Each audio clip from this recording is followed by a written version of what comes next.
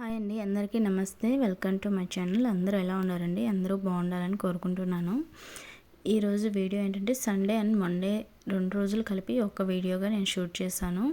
So ముందు రోజు night అయితే నేను ఇలా బాదం పప్పు, వాల్నట్, ద్రాక్ష అయితే వాటర్లో నానబెట్టేస్తాను నెక్స్ట్ డే కోసం అనమాట.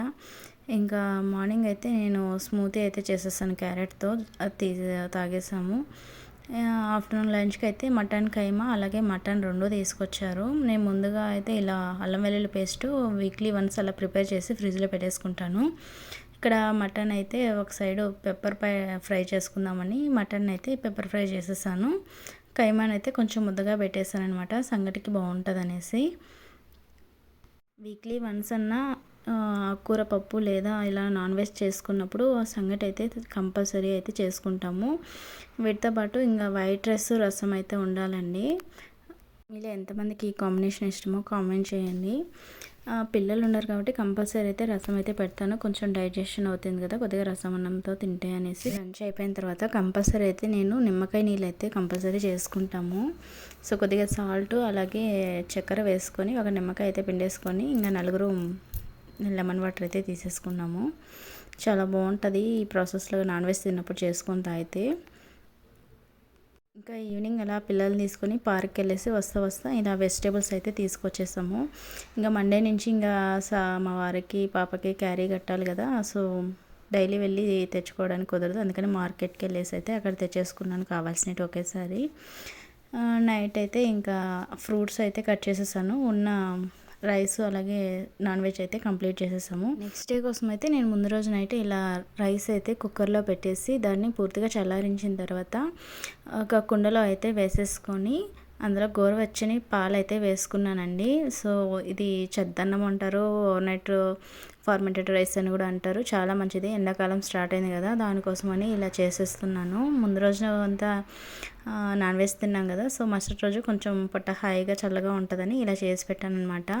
గోరువెచ్చని పాలు వేసేసుకున్న తర్వాత అందులోకి కొద్దిగా 2 టేబుల్ స్పూన్ వరకు గడ్డబెరుగు వేసుకున్నాను. అలాగే ఆనియన్స్, పచ్చిమిర్చి చీల్చుకొని అందులో వేసేసుకొని మూత పెట్టేసుకున్నాను. నెక్స్ట్కి చాలా బాగుంటుంది. అలాగే పడుకోవడానికి ముందు ఇలా అన్నీ నానబెట్టేస్తానమాట. డ్రై ఫ్రూట్స్ అవి పిల్లలు పెద్దగా తీసుకోరు కదా, దానికోసం ఇలా కొద్దిగా అలవాటు చేస్తున్నాను. దాంతోపాటు ఓవర్నైట్స్ ఒకడు ఓట్స్ చేసుకుందామని చేసి పెట్టేస్తాను. ఇంకా నెక్స్ట్ డే మార్నింగ్ అండి ఇది. సో నిన్న మార్కెట్కి వెళ్ళి తీసుకొచ్చాం కదా, బెండకాయలు అయితే చేస్తాము ఈరోజు అనేసి బెండకాయ కర్రీ అయితే చేస్తున్నాను.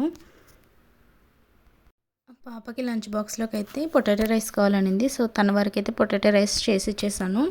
అలాగే ముందు రోజు నైట్ నానబెట్టాను కదా ద్రాక్ష, వాల్నట్, బాదము వాటిని అయితే తీసి ఇంకా పీల్ చేసి ఇచ్చేసాను, తినేసారు. తర్వాత ఇంకా వంట అయితే కంటిన్యూ చేస్తున్నాను. కర్రీ అయ్యే లోపల ఇంకా ముందు రోజు నైట్ నానబెట్టాం కదా మనము కుండలో వేసి వాటిని అయితే తీసి ఇలా ప్లేట్లో సపరేట్ పెట్టేసుకొని కొద్దిగా సాల్ట్ అలాగే కొద్దిగా పెరుగు అయితే యాడ్ చేసుకున్నాను. చాలా బాగుంది టేస్ట్ అయితే. కుండలో వేసాం కాబట్టి చాలా బాగుంది అనిపించింది. సమ్మర్ స్టార్ట్ అయింది కాబట్టి ప్రతి ఒక్కరూ ఇలా చేసుకుంటే చాలా మంచిది. వీక్లీ వన్స్ అన్నా తింటానని అనుకుంటున్నాను. ఈ పాట్ అయితే నేను సపరేట్గా ఏమి కొనలేదు. సో బిర్యానీ పాట్ అనమాట అది. మామూలుగా జొమాటోలో బుక్ చేసుకున్నప్పుడు అలా వచ్చింది, దాన్ని అలా పెట్టేస్తున్నాను. వీటిని ఇలా పెరుగు లేదా ఇలా ఫార్మేటెడ్ రైస్ చేసుకోవడానికి అయితే యూస్ చేస్తున్నాను. ఇంకా మా వారికి క్యారీ కట్టించేసి తను వెళ్ళిన తర్వాత నేను ఇలా అయితే ఓవర్నైట్ సోకుడు ఓట్స్ అయితే చేసుకొని తిన్నానండి. ఈ ఎలా చేసుకోవాలి ఏంటంటే నేను ఆల్రెడీ లాంగ్ వీడియో పోస్ట్ చేశాను, ఇంట్రెస్ట్ ఉన్న వాళ్ళు చూడండి. ఇంక ఇక్కడైతే టీవీ చూస్తూ ఇంకా ముందు రోజు తెచ్చుకున్న వెజిటేబుల్స్ అన్నీ అయితే నేనే చక్కగా సర్దేసుకున్నాను. ఇంకా మిరపకాయలు అవి తొడలు తీసుకొని పెట్టేసుకున్నాను. కరివేపాకు అన్నీ టిష్యూలో వేసి పెట్టుకుంటే ఎక్కువ రోజులు వస్తాయి అన్నమాట.